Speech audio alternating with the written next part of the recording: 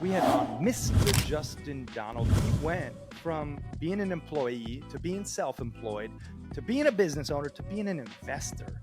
And he talks about how you can too. Talk about AI and cryptocurrency at the end. Very unique perspective. He's been invested in AI for over 10 years, so he knows the game. We're going to be diving into this episode of the Happy Hustle Podcast. Do you want blissful balance in your personal and professional life? Great. What's up, guys? My name is Kerry Jack, and I want to help you happy hustle a life you love, one full of passion, purpose, and positive impact. I'm a lifestyle entrepreneur, a professional model / actor, a digital marketing specialist, a podcast host, author, a biohacker, an eco-warrior, a martial artist, a hippie cowboy, and a humanitarian. My goal is to educate, inspire, and entertain you to live a life of passion, purpose, and positive impact. It is time to happy hustle your dream reality. Yee! All right, Justin Donald, welcome to the Happy Hustle Podcast, my brother. I am super stoked to rock the mic with you. What's up? So good to be here. Yeah, man, this is going to be a fun one. I got to say, we were just riffing in the pre-chat and we got a ton of synergies, lots of mutual friends. And, you are known as the lifestyle investor, best-selling author, podcast host, but you're a front row dad as well, a husband, a father. And truly, man, you are a happy hustler. And I'm really excited to talk about tax strategies, lifestyle investing, and how you can actually create a passive income machine and ultimately, buy back your time, right? So we're going to get into all that and much, much more. But before we do, Justin, what's something interesting about yourself that not too many people know? Well, you're leaving it wide open here. There's a lot of ways we can go, Kerry, and I'm not sure which way we should go. Maybe I could go G-rated and just say that I took an assessment when I was a young kid. I mean, I was in middle school, and this assessment said I would be perfect to become a teacher. And I remember feeling like, wah, wah, wah. Yeah. That's awful. Teachers don't make a lot of money. Yeah. I wanted to, do a little bit better than that. And it's comical. I worked really hard for years to not follow that path. Yet, what do I do every day today? I'm a teacher. And I love it. And I guess these assessments are pretty darn incredible. So that's kind of a fun, interesting fact that I think I don't know if I've ever shared it on a podcast. If I have, maybe it's just once. Yeah, there you go. That is interesting. Yeah, you definitely are a teacher. And, you mentioned it's G-rated. Now I'm curious. I'm going to go deeper. Give us an R-rated. Come on. All right. This is going to sound crazy, but even at I'm about to turn 44. Dang, you look good. Well, thank you. I appreciate that. 44 this June, yet I can still put both of my legs behind my head. That's awesome. I have crazy flexibility. Now, does that serve me in life? It's debatable. It's really debatable. But it's a fun fact. That is hilarious. And I just have the best mental of you just flipping them back over the shoulders. So can you do a full split is the question. No, at one point I did take martial arts for a long time. Oh, nice. Me too. A childhood friend, his dad, was a 7th degree black belt back then. So, oh, wow. Who knows, what level he's at today. But we lived at the dojo and I worked so hard. I mean, I was pretty close. My brother could actually do the splits. I don't think I ever officially got there, but I was always pretty close. Yeah. Wow. All right. Well, these are some fun facts, Justin. And speaking of fun facts, I want to read this one. So after 21 months of investing and before your 37th birthday, your investments generated sufficient passive income for you and your wife, Jennifer, to leave your jobs, essentially, having financial freedom. And I know the happy hustlers out there, this is like something they all desire. Everyone, I think, wants, I call it the 3 freedoms: creative freedom, time freedom, and financial freedom, right? But you need to be very specific and intentional with where you put your money and how you spend your time in order to get there. let's just unpack first and foremost, when you talk about lifestyle investing, what do you mean by that? Well, really, I coined the phrase because I didn't want to be an investor that flaunted a lifestyle. I wanted to be someone that was very intentional with what I wanted out of life. And what you and I want, Carrie, is probably different. There's probably a lot of similarities, but there are some nuances that would be different. Mm-hmm. So more than anything, I just wanted to get clarity on what I felt like was a lifestyle that was incredible and inspiring, and that I could be passionate about and with. And so the whole term came from that. Like, how can I be more intentional? How can I get out of this reactionary life of putting out problems and going from meeting to meeting and move over here to this proactive, intentional life that's well thought out, that's well planned, where I'm making these decisions. I'm not caught in the grind, but I'm ahead, kind of top down thinking. So really, it's just finding a way to have passive income that exceeds that lifestyle, right? That's it. Buy income producing assets that exceeds your lifestyle cost or expenses, and that's it. That's being a lifestyle investor. Yeah. I mean, it is so profound in its simplicity. And I know one of the books that really shaped your trajectory was Cash Flow Quadrants, right? By Robert Kiyosaki. Yeah, And I've got it right there. oh, there you go. I love it in your background. I mean, That's right. for those people who have no clue about the four quadrants, unpack that for us and essentially explain how that shaped your trajectory. Yeah. So at that time, I mean, this was a pivotal time for me. I feel like I always give myself the space to be curious and to learn and to be influenced. But, in my early 20s, these were some super pivotal years where I was highly, influenced, and the right people could speak a message that could just totally change my thinking and the trajectory of life. So same thing for books today, it's books and podcasts. But what ended up happening with that book, it was so fascinating. So most of my life, I had been an entrepreneur. I had either started, a small little business, or I had been in sales, or I went from being in sales to creating like a sales company under different, organizations, umbrellas, even as young as 7th grade. Right. And so for me, that employee quadrant, which is the first one they talk about, I knew early on that wasn't for me, because I would have never liked to be confined that way. And I also would have always wanted to be able to earn based on performance, not based on, something that's fixed. Yeah.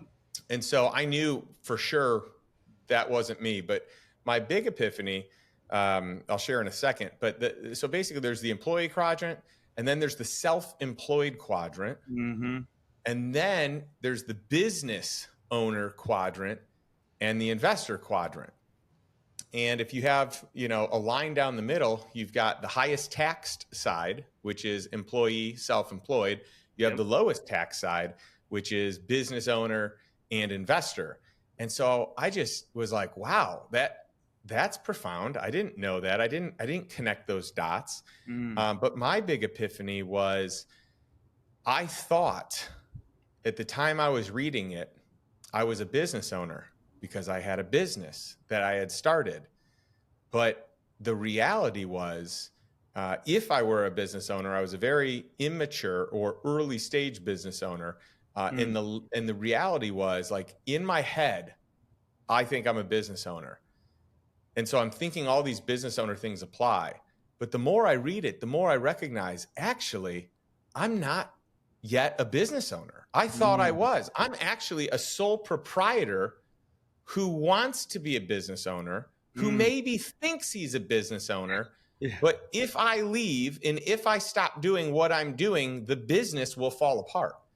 So that's how I knew. And so it was like a wake-up call of like, wait a minute, you don't have the systems in place. You don't have the people in place. You really are a sole proprietor. So you thought you were over here on the other side. You're not. Now let's get some systems in place. Let's get some people in place. Let's actually pivot to this other side. And if this business is not one that can actually scale, myself out of, then I probably just need to pivot businesses altogether. So that was really big for me. Like, I totally, like, people would say, what do you do? I'm like, oh, I'm a business owner. It's like, there's ego and pride, tied up in it. But the fascinating thing is it was like I was kidding myself, and I finally woke up, and it was such a good wake up call. I wouldn't say I was ever, I didn't use it as a tool, being a business owner, to be like cocky or arrogant, but there is a certain amount of ego built in, or, the way self-esteem, or the way that you identify. And that was just really eye-opening. But what was even more eye-opening was the fact that, in order to be a business owner, Robert had talked about how you got to be able to remove yourself for a year, and the business maintains or grows during that tenure of you being gone. Only then do you really have like a system, a business that functions with or without you. And I was like, wow, I got a long way to get there. And I don't even know if I have the skill set to do that. But being an investor, I could do that. And I actually think I might like that skill set better, because to me, it seems like it provides even more quality life. Yeah. Wow. I mean, it is kind of a kick to the proverbial gonads, will you, when you realize that you're not a business owner, you're self-employed. And I think I've had that same realization myself. And especially in the past, when you trade time for money, like eventually you run out of time if you're doing it enough. Like I ran a biohacking company for about 3 years, and we were selling 50K and 25K, year packages like hotcakes. We ran out of time to sell. We were crushing it, but there was a cap because we were honestly self-employed. The coaching business, the consulting business, a lot of that self-employed quadrant, right? You got the employee, the self-employed, like you mentioned, the business owner, and then the investor. And, maybe just everyone out there listening, ask yourself, where are you right now? And be honest, be honest with yourself. Like, I think that barometer that you asked, that question that Robert asks, if you leave for a year, is your business going to grow or maintain? If not, you're probably in the self-employment quadrant. So let's take it a step further. What was the action step to get yourself out of that self-employment quadrant and then into that investor quadrant? Yeah, really, while I was an entrepreneur, I just had the realization I need to be a systems-oriented entrepreneur. I cannot be the bottleneck. I need to start assigning and delegating things out to other people. They don't, the goal is that they're better than me, but they're likely not going to start better than me. And, really, it's the quality of my leadership that is going to help them actually be better than me. So, if people are complaining that, no one's better than me, well, I actually think a great leader can develop other people to be better than them. And if you're unable to do that, I would look to yourself, because there's probably some leadership skills that need to be fine-tuned. Yeah. And by the way, even in the interim, if someone is only 70% as good as I am at whatever the task is now in the immediate transition, but I have 5 or 7 or 10 of them, and they're all 70% as good as me, that's still way better as an aggregate. Yeah. And then it's also just better quality of life. So it was getting the right people, it was getting the right system. So if I'm going to do this thing, I need to be a lot more focused on those, on protocols and whatnot, SOPs. And that was really good during that portion of my entrepreneurial journey. But what I knew I needed to do was take the income that I was earning and start buying assets so I could buy my time back. And that was the key, right? Like I had developed the golden handcuffs, meaning I made good money. Yeah. But I had a lifestyle that showed that I made good money. Yeah. And if I just walked away, it was, I would have to find something else that was kind of, a bit of a hamster wheel that would maintain that lifestyle. So instead of doing that, I needed to be smarter. I needed to buy assets. These assets would produce income. This income would cover the cost that, my life was to live. And as I did that, and by the way, for me, there were a few investments that kind of did it more in one fell swoop, but there were others that, we just kind of like, covered different portions. Maybe like this investment covered, the car payments, and this investment covered the mortgage, and this investment covered, something else, groceries or utilities. And so it could add up over time. But more than anything, I knew that I didn't want to be anything that in anything that demanded my time. I wanted to own my time. I wanted to spend it in a way that was fulfilling and inspiring, and that I could live a passion-filled life. And for me, it wasn't being, living, I guess, on the whims and demands of others. Like I really had to get clear on what to me that was, and what was the cadence that was good for me. It's not that I don't want to work. It's that I want to work a schedule that feels right. I actually don't ever want to work 40 hours a week again.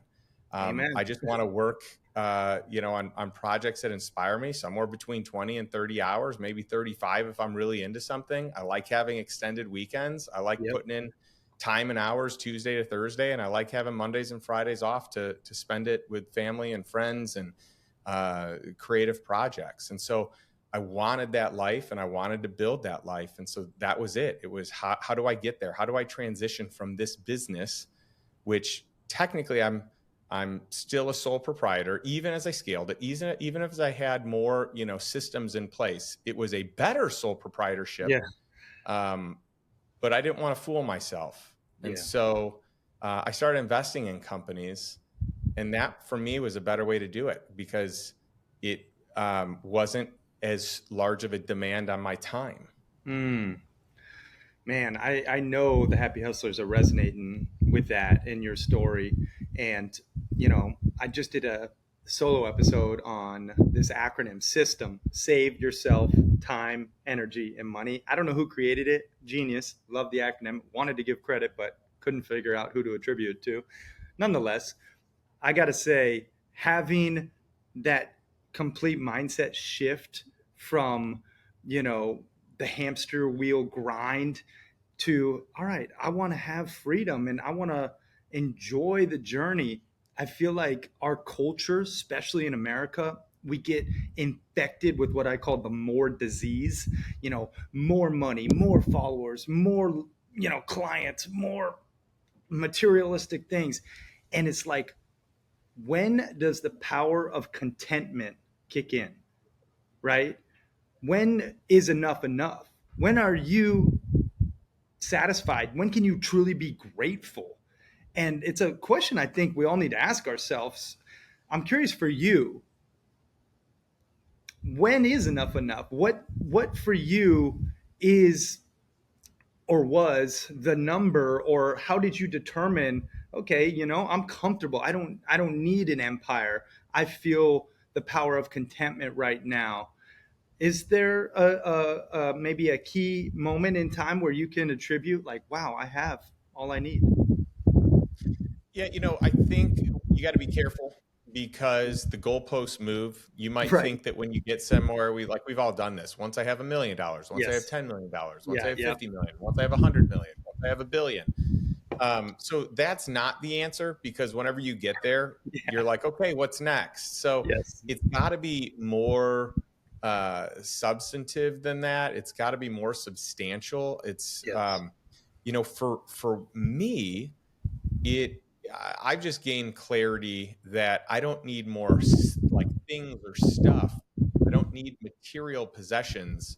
What I crave are experiences. What I Mm. crave is time with people that I really enjoy, that I really aspire to be more like. What I crave is learning new things. And so, what I want to do, I think it's important that we have goals and we have dreams, and Yes. we are inspired, that we have a compelling vision of the future.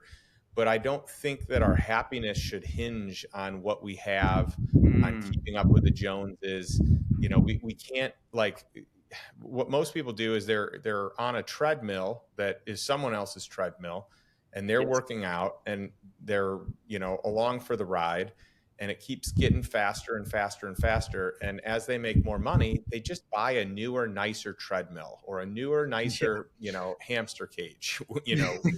and so they think like, hey, I'm doing better, I'm getting better, I have more stuff, I have more money, I have more status, I have a better title, I've moved up the corporate ladder.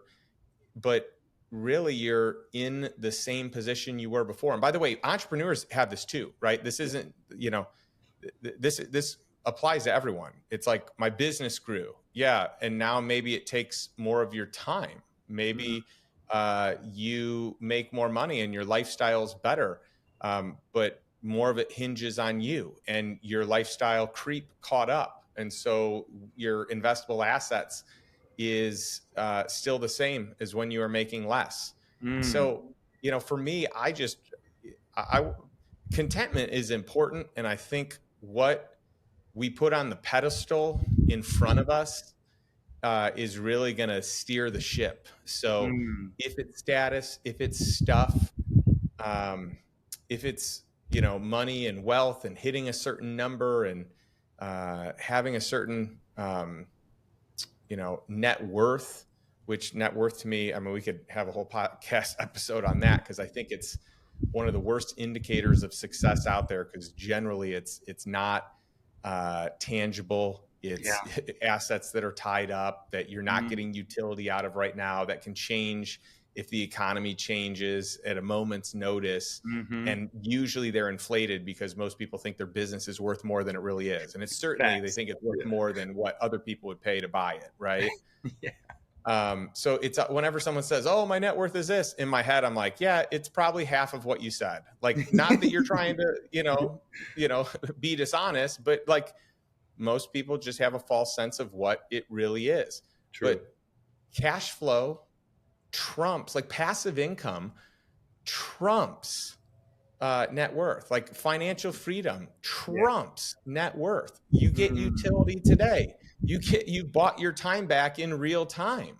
Yeah. And so that, to me, is just so much better, and, so much more important to track. Yeah. Gosh. So I think true. it's easier to find contentment when you solve the financial piece. Yeah. Most people, the financial solution is more, more, more. Well, how about the financial solution being like, it actually costs me this much to live, so once I get there, I have financial freedom, I bought my time back. Like, my friends thought I was crazy when, we had bought a bunch of real estate and it covered our lifestyle income, and they thought I was crazy for leaving the job or the business that I was part of, because they're like, "Whoa, you're making twice as much. Why would you leave? That's crazy." Mhm. But for me, it was never about making twice as much. I just wanted to buy my time back. Yeah. Right? I didn't need more. I had achieved what it is that I'd set out to achieve. Now, please don't think that all of a sudden I've mastered this and I never, battle with achievement. Like, I still like to achieve. I still have this insatiable curiosity. I love to learn. I love challenges. I love being a novice at something, and feeling like I have to crack the code to think that I'm not good at, or that I don't know, or that I think maybe I can become good at. Like, that is, an innate part of me that is important, but that's not for the money. That's for the satisfaction of the learning, the education, the experience, the challenge. And sometimes money comes along with it, and sometimes it doesn't. Yeah, exactly, man. And yeah, we're not talking about not progressing, right? As Tony Robbins talks about, progress equals happiness oftentimes. And as human beings, we want to have significance and achievement as a part of the picture. However, I just feel it's something now a lot of people are struggling with keeping up with the Jones, especially with social media, this compare and despair mentality. You see someone in the best of their life posted online, and then you compare yourself to them, and it breeds a lot of dissatisfaction, unhappiness, unfulfillment. And, in order to really have freedom, you need to get clarity on what is the number of passive income you need to have the freedom you crave. And whoa, apologies for interrupting your programming, but I have to tell you, the best investment you can make in yourself is one in which helps you acquires skills. You've probably heard people talk about, oh, just invest in yourself and you'll be successful. Yes, that's true to a degree, but you have to invest in skills that will ultimately help you achieve your desired results. And I think one of the best skills one can possess, be it an entrepreneur or an aspiring entrepreneur, is the sales sword. Really knowing how to sell, utilizing pressure-free persuasion, which will make you more money and more impact. Now, if you want to know how to sell more efficiently and effectively, I just launched a sales course called The Proven Roadmap Process to Selling Millions of Dollars and helping you to increase your conversions, guaranteed. And you can get access to this new sales course that The Happy Hustle is launching at thehappyhustle.com/sales. And if you act fast, you'll get it at the lowest price it'll ever be available, because we are launching it and we want to gain amazing testimonials and social proof to further share this knowledge. So if you act fast, you can get it at the lowest price it'll ever be. That's at thehappyhustle.com/sales. Now let's get back to this episode. I want to dive a little bit more technical, because I know the happy hustlers, they're advanced. They want to know, all right, well, Justin, I got 10K. Let's start with 10K, then let's kind of move up to 100K maybe. Where do I put it? Like, if I want to talk about cash flow, maybe your first investment recommendation, like 10K, maybe it's, not enough for a real estate deal, or maybe it's enough to own a piece of equity in a small company. What would you say to do with $10,000 if you had it and you wanted to just kind of get some passive cash flow, if even possible?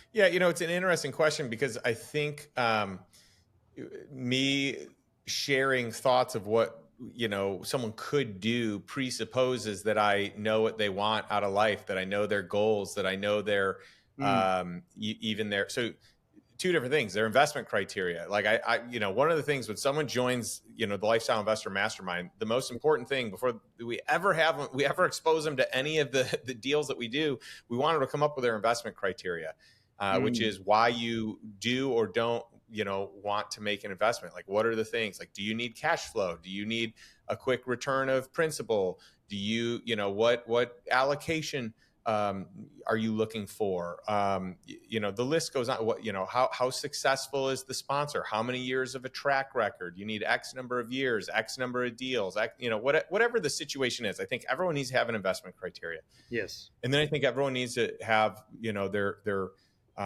goals, their dreams, their plan. Like, what do they want out of life? And part of that is like, what does it cost you to live? What does it cost you to live right now? What does it cost you to survive? What does it cost you to live the life you live right now? What does it cost you to live the life that you want to live?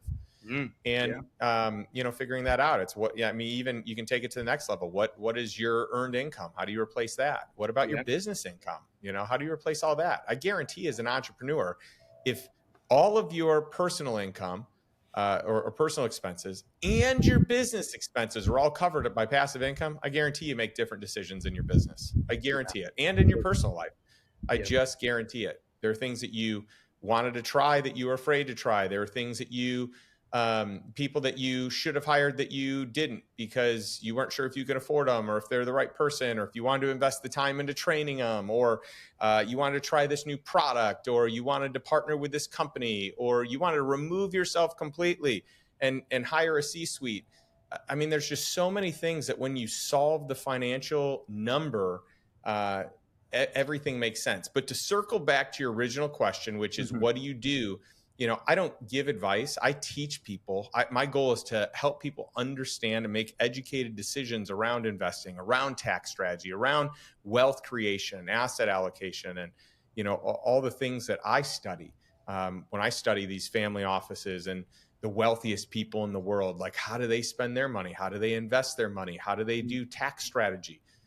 That's what I, spend most of my time doing for, on behalf of our lifestyle investor community. But, Mm, to get back to 10K, if someone's goals or dreams are to build something huge, it could be like starting a business. That's higher risk, but higher reward. yeah. It could be investing in Bitcoin because you believe that, now that institutional money wants in and, we've got over a decade of proof, maybe these are the biggest returns. It could be that you are investing in a syndication, a private deal that someone put together.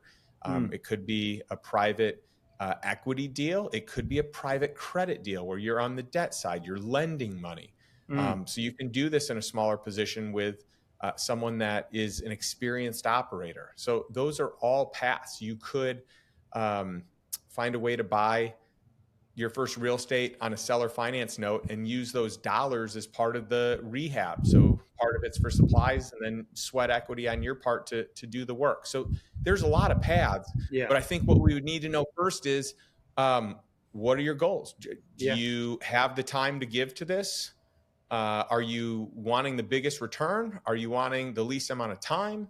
And that can kind of help you pivot. And I would say the same thing even of a 100K investment. Now, Yeah. 100K means it opens up a lot of different doors. You have different Right. investments with higher minimums that you could get into. So a lot more alternative investments happen, and you can get into. By the way, we didn't talk about public equities. Someone could invest in the stock market and invest in the S&P 500 index. So that could be an option. But I just like to do what the wealthiest people in the world do, and most of them are doing, over half of their asset allocation in private equity and real estate. And then, another 15 to 25% in the stock market. And then, another 25-ish% in everything else. And Yeah.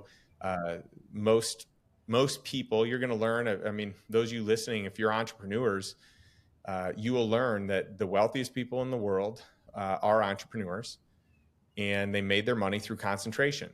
But the wealthiest people in the world today are the ones that grow their wealth via diversification. They take Mm, risk and chips off the table. Most entrepreneurs are overweighted. Too much of their net worth is tied up in their company. And if something happens, they're going to go under.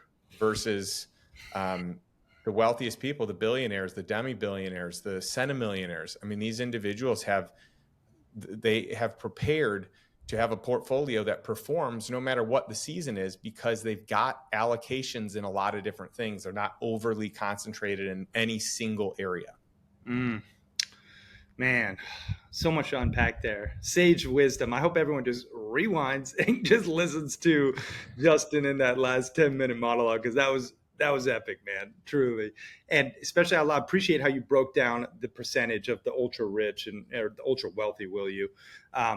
And again, there's a lot of different verticals, as Justin mentioned. You need to first identify, your risk tolerance and your goals, and how fast of a return you desire. And there's so many different factors. So I appreciate your response, because it isn't just a one size fits all solution. That's not what you do. That's not what you practice or preach.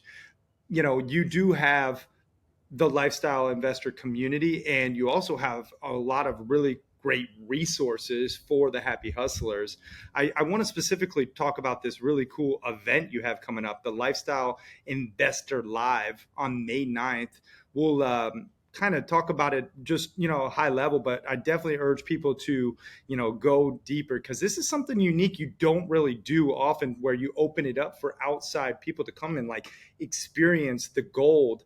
It's in Austin, Texas. Talk to the happy hustlers about, what the premise is.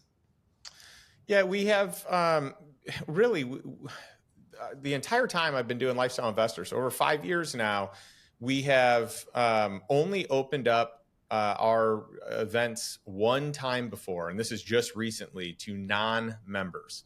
And people were just blown away and loved it. And we actually screen people ahead of time to make sure that they're the right fit for it. And it's just a small number that we bring in that we give access to. But I love to teach, and I love to bring best in class in whatever the thing is. So, on May 9th, we're going to take a deep dive in life insurance, and Garrett Gunderson is going to join me, and we're going to do probably the deepest dive of, that I've ever experienced in it. In fact, we're hanging out this weekend and digging into it. Heck yeah.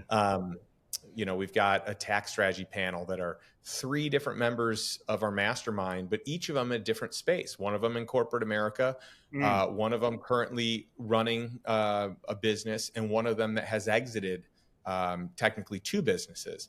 And so it's 3 different perspectives of tax strategy and how they've utilized what we've done in our community to help them out. And then Rob Dial's going to speak on, really having a wealthy mindset. And he's just amazing. And we've got one of our favorite sponsors and investment groups coming to educate us on just how to do effective deals and how to create the technology even around it, which they have done. So yeah, I'm excited about it. And the day before, we're doing a huge vetting deals course where we're going to build this as a masterclass. One of our mastermind members, Courtney, is very high up as a producer at Fox Sports. She does a lot of the NFL and World Cup and just a lot of sports. And so she's actually producing, she wants to give back to our community. So she actually produces these courses for us, which is really neat. But we're going to do this with my good friend Hans Box, who I think is one of the best out there at vetting deals and investment opportunities and real estate and private credit. And there's all kinds of stuff, private equity. Dang. I mean, there's a lot going on at that event. And I mean, I feel like if you are serious about creating, freedom and having passive income, you got to get in rooms like this. This is the kind of, events that change your future, potentially generations down the line. Like, you need to level up your inner circle and learn from the best of the best and people who are already where you want to go. And that's who you're bringing on to this event. That's who you are, Justin, for many people. And it's super cool that you're opening it up to the outside. I mean, I'm stoked for you. I'm definitely going to come to one in the future. This event, if people want to know more, where do they go? Go to lifestyleinvestor.com/live. Live. Awesome. And we're only opening up, I think, to 20 members, 20 non-members. It's primarily for our mastermind members, but we'll open up, I think, 20 spots to non-members, and that's it. But we got positive feedback this last time and just an unbelievable group of people. So we felt like we would do it again. Yeah. As you should. That's amazing, man. I do feel like I have to ask you, you mentioned Bitcoin. Before I put you through the Happy Hustle hack questions, just give me your quick take on cryptocurrency at large and artificial intelligence. I know these are huge topics, but like when you are investing, when you're thinking about the future, obviously you have to have cryptocurrency and AI a part of the conversation. What's your general take? Are you optimistic, pessimistic? Where do you land in terms of those two verticals in investing in them? Well, it's funny that you ask. My new updated and expanded version of the Lifestyle Investor is about to come out, and I actually speak on this. So if you look behind me, I've got the main white copy, but the one above it, the black copy, that one's the new one. It's not out to the public, so no one has this yet. But I do get into this. I've been investing in AI for almost a decade. So while it's new and popular and everyone's doing it, I got in a long time ago. And I do think that this is the future, but I think that there are going to be a lot of companies that don't do well. It's I would look at AI like cryptocurrency. You're going to have some that revolutionize the world and totally disrupt and totally innovate and totally create something amazing. But just because something's a cryptocurrency or something's AI doesn't mean it's going to succeed. And there are going to be a lot of these companies that are going to be built on an unstable foundation that is going to collapse. It's not scalable. And so I think you got to be careful. I like getting in early with whoever the leaders of these industries are.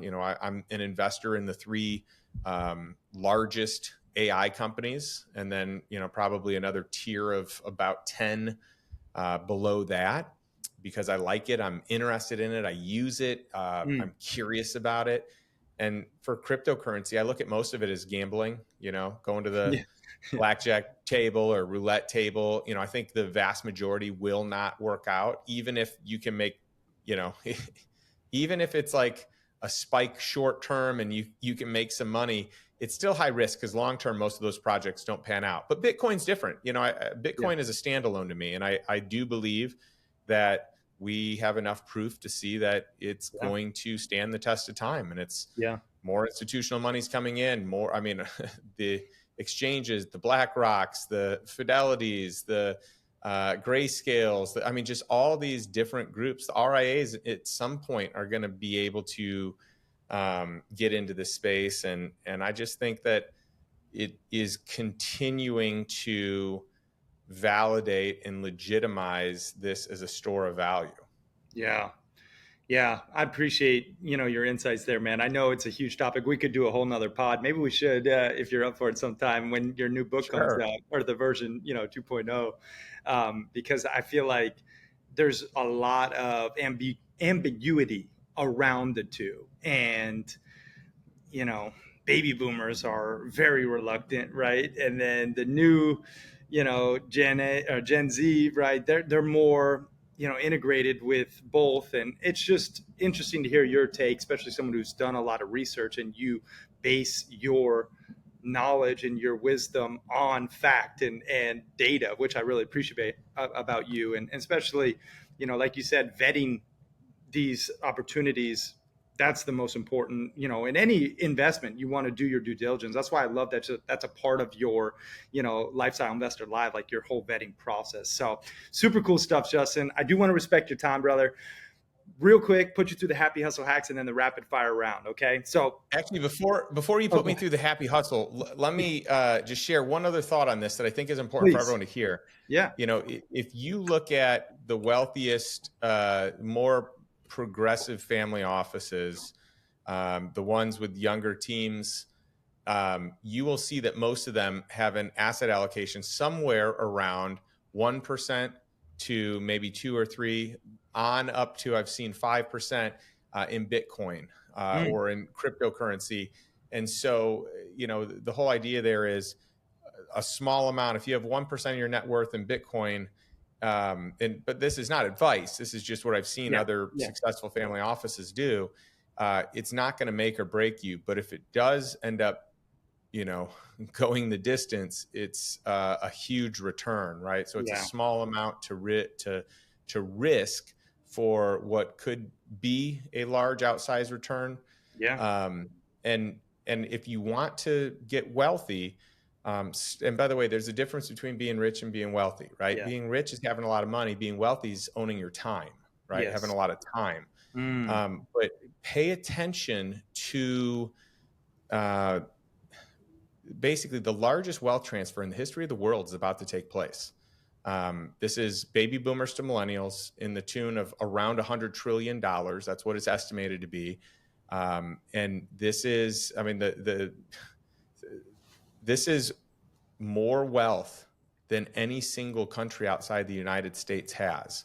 And so if you want to know where the next trend is, I talk in my book, my 10 commandments are my 10 criteria of lifestyle investing. And the third one is finding invisible deals. And part of that's off market deals, but part of that's trends. What is going to happen? What's going to become mainstream that isn't? Well, I can assure you that if millennials own the largest amount of wealth in the United States, their spending habits, their recreational habits, their study, their work habits, like all these things are going to matter.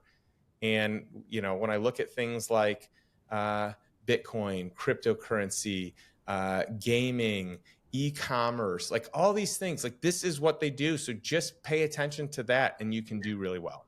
Yeah. Oh, I appreciate you going, a little extra on that response, because it does help clarify, like, okay, this large wealth transfer is going to take place. If you want a piece of it, you have to think, okay, what are they buying? This consumerism is running rampant, and you have to, be in those verticals in order to capitalize. So I appreciate that. Do you have a couple extra minutes? If not, Yeah. we can wrap it. Yeah. But Fire okay, away.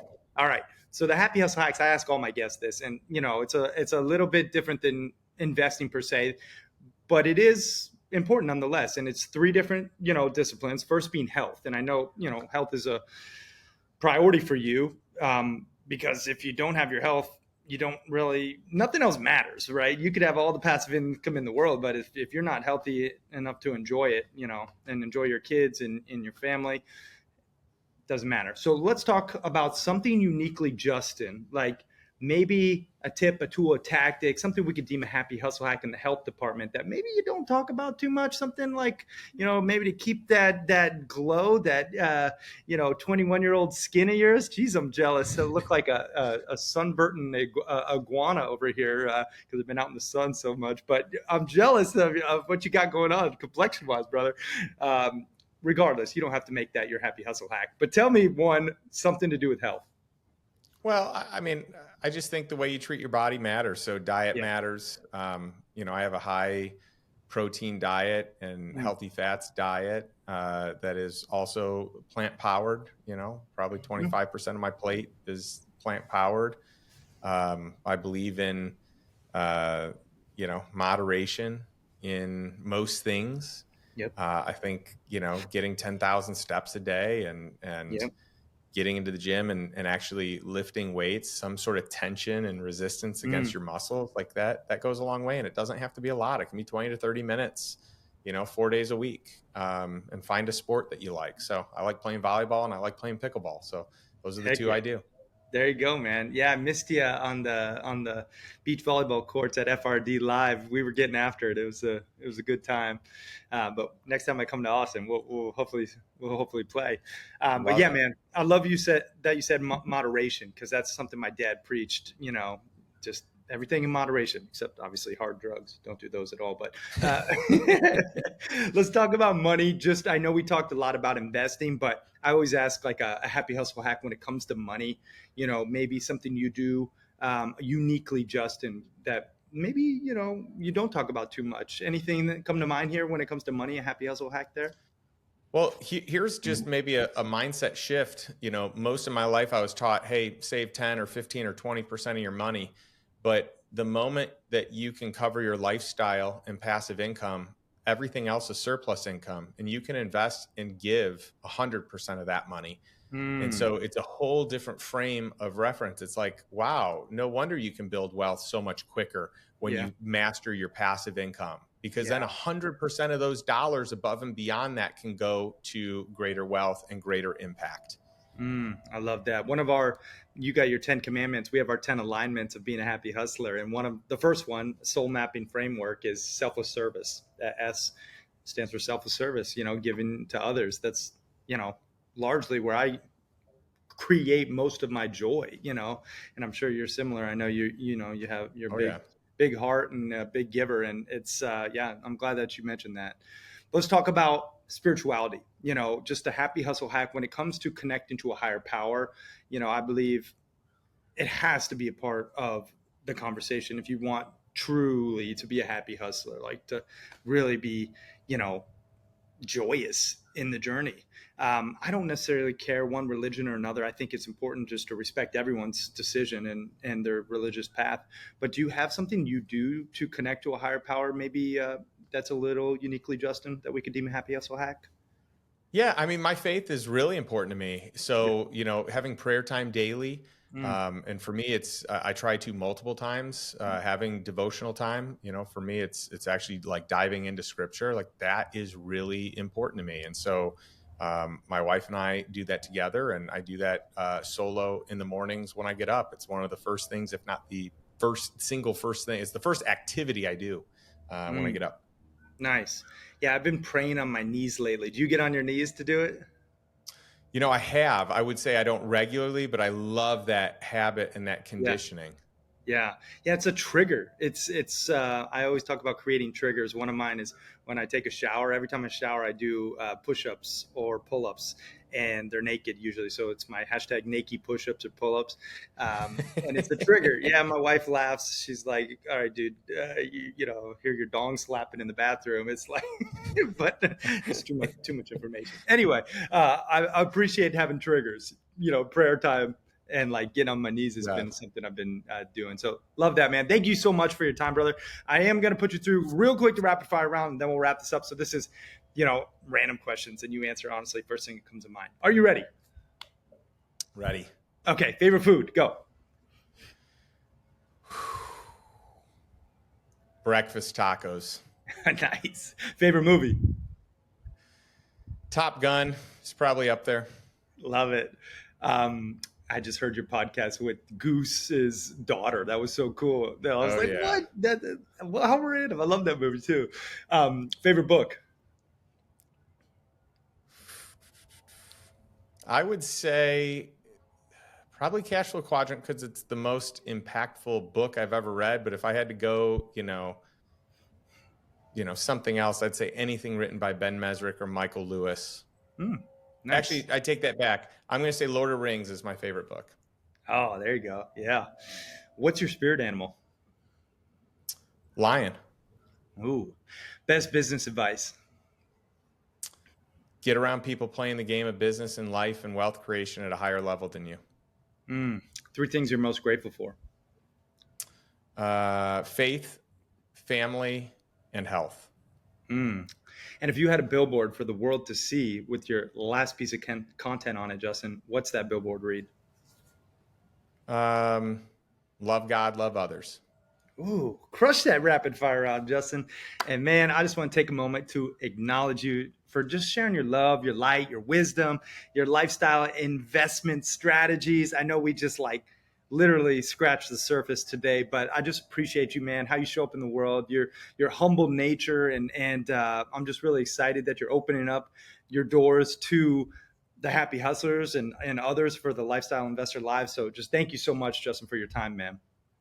Yeah, my pleasure. If anyone wants to learn more, they can check out lifestyleinvestor.com. We have everything from free to highly priced to everything in the middle between master classes and courses and blog and book and, the whole 9 yards, podcast. But for your community, I thought it'd be cool if we took our consultation that we do for anyone that wants next steps.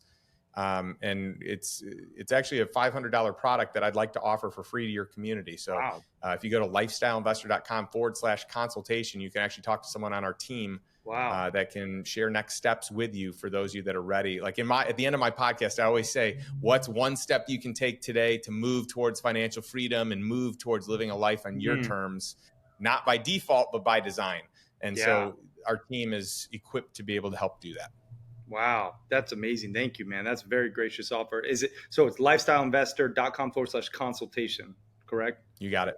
Awesome. Yeah, we'll link that up in the show notes. Guys, take action on this. This is where you go from being a passive listener to an active participant in the freedom game. And, Justin's playing it at the highest level. So you might as well take him up on this gracious offer. So thank you, brother. Where can people follow you online too, personally? You got anywhere you're most active? I mean, you can find me at Justin Donald on Instagram. I'm on LinkedIn. I'm on Facebook. I mean, everything's under my name, I believe. Okay. Awesome, man. All right. Final question, Justin. What does happy hustling mean to you?